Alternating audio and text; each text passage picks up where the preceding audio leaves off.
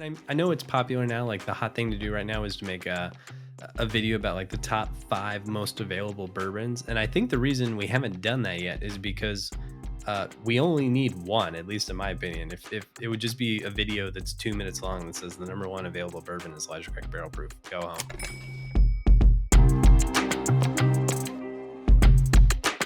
As everyone knows, fall is finally here. It's great to feel the cooler temperatures just a little bit. And what that means, we have the final batch of Elijah Craig Barrel Proof for the year. This is batch C922. This guy is a 12-year-old barrel strength bourbon coming in at 124.8 proof. You know this label, you've seen it before. This guy is notorious. It's kind of, in the past we've labeled it the best value of bourbon, and as you can see, we've put a hurting on this bottle already, but we want to go ahead and talk about it.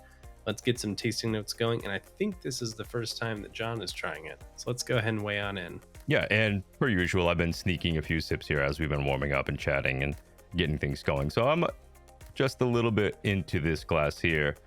And I mean, every single time I hit that first sip of Elijah Craig Barrel Proof, it's the same thing in my mind. Not the liquid itself, but the value. I mean, at $60 SRP, 12 years uncut, unfiltered, it is everything that the bourbon enthusiast wants in their glass, right? It represents a lot of great stuff. 3 batches roll out a year.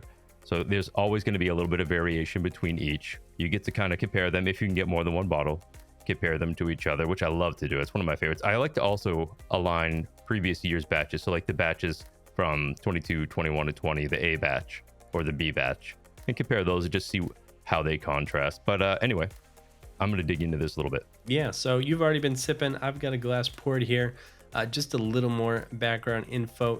This is been coming out 3 times a year for years now. It is distilled at Heaven Hill. A lot of people were afraid that when the new bottles came around, the age statement was going to go away. This guy is still labeled 12 years every single batch, and I think we're good to get tasting. These should be about $69, nice at your local market.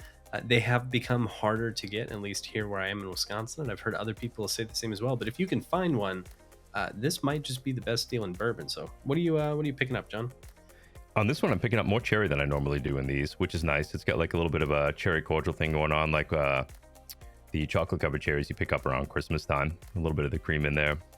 It doesn't have quite the viscosity of some of the other batches, and it's not quite as dark as some of the other batches. But on the lighter side of this, though, I kind of dig the fruit forward nature of it.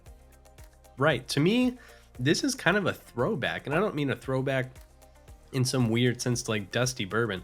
This just reminds me of some of my favorite old batches of Elijah Craig Barrel Proof. This has a root beer and kind of cola note. It's got that cherry Coke, that cherry chocolate.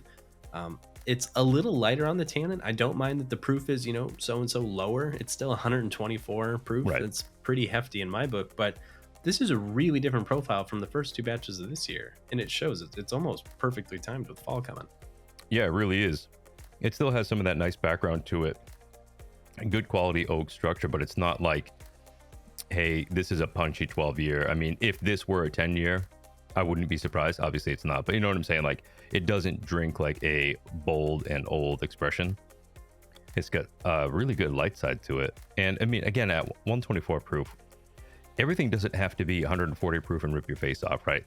Like, as long as it tastes good and there's no dramatic issue with it where the finish totally fades off or you're missing something on the nose, I don't really care what the proof is, to be honest with you. I find that anything in the 104 to like 120-ish proof is usually, as long as it's good whiskey, it's going to be fine. Right.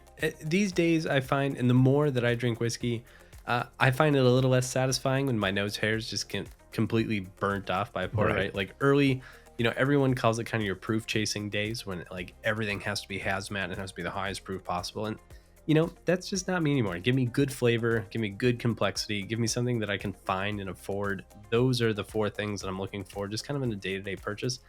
This checks all of them for the most part. Maybe a little tough to find, but I have no problem. Booker's is kind of always in this 125 to 135 range. Elijah Craig lives there too. That's kind of the upper end of what I'm trying to drink these days. But at 124 proofs, it's still got a lot of body to it. Yeah, it does. It's got plenty of, just great layers of flavor in there. Good, there's like a little bit of a bright caramel backing to it as well. I mean, pretty rich, sweet, fruit forward, not cloying at all. Finish hangs on nicely, rolls off, and it ends with a little bit of oak and a good kick of spice, like that root beer note you're talking about. This is, I mean, just good all the way through. Right. The finish for me was kind of the standout. I loved that cola note carried.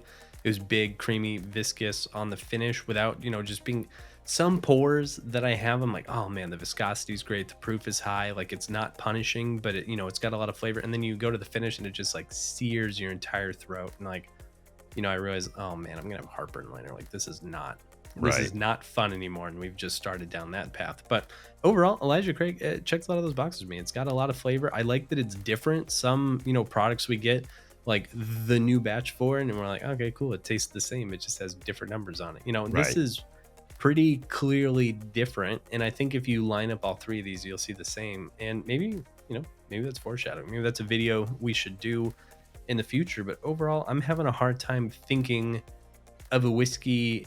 When you get to the holidays and people are like, what do you want? Like, let us get you some whiskey. And I'm like, no, please don't. Would rather not. Let's not risk it. Like if all my relatives could find Elijah Craig Barrel Proof, I'd just be like, yep, give me the newest batch of that.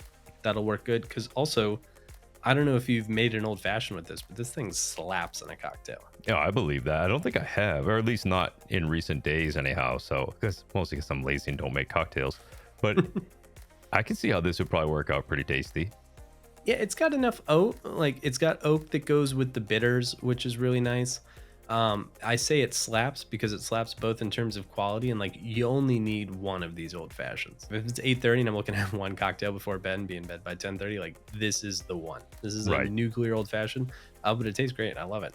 Yeah, actually coming right into fall season, I've got a pretty good cranberry bitters that I think would be pretty exciting with this too. That's cool. I like that idea. Forsaking the black walnut bitters. Oh, don't worry. That's still on deck. Yeah, I mean, if I'm going to make a cocktail, most of the time it's going to be with rye and also include black walnut bitters because that's just what I do. Hey, I mean, I would be worried. I'd be like, blink twice if you're okay. Yeah. If you didn't talk about black Send me the blink walnut signal. bitters. Are you all right? Right.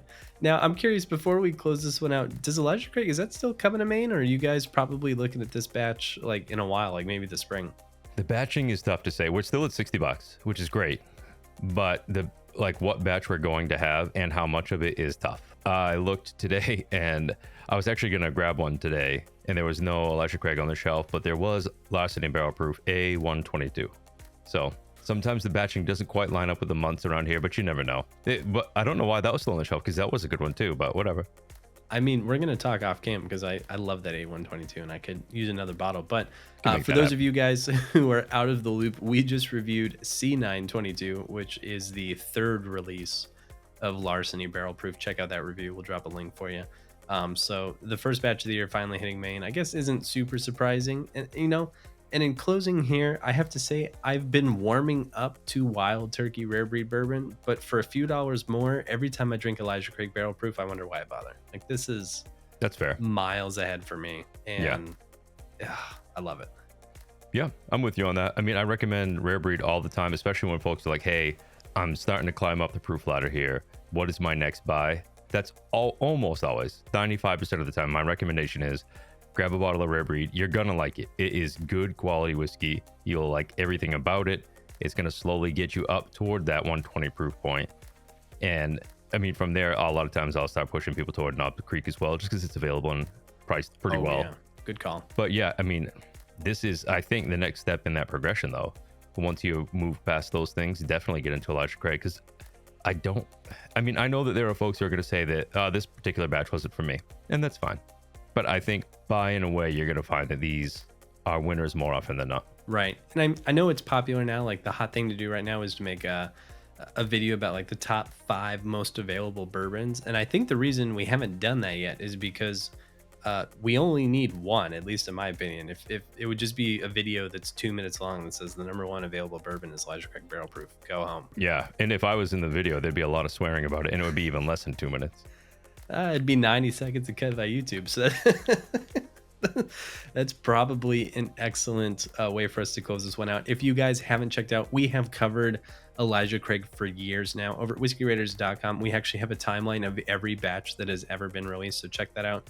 I know John's released a lot of reviews of this as well. And we've done videos on B522 and A122, so we'll drop those links below. But I think we can close on out. This is definitely a success. If you mourn those early batches that you haven't been able to find for years, I think this is a great time capsule to that flavor. And I think that's all I got. I think that's where I'm closing this guy out.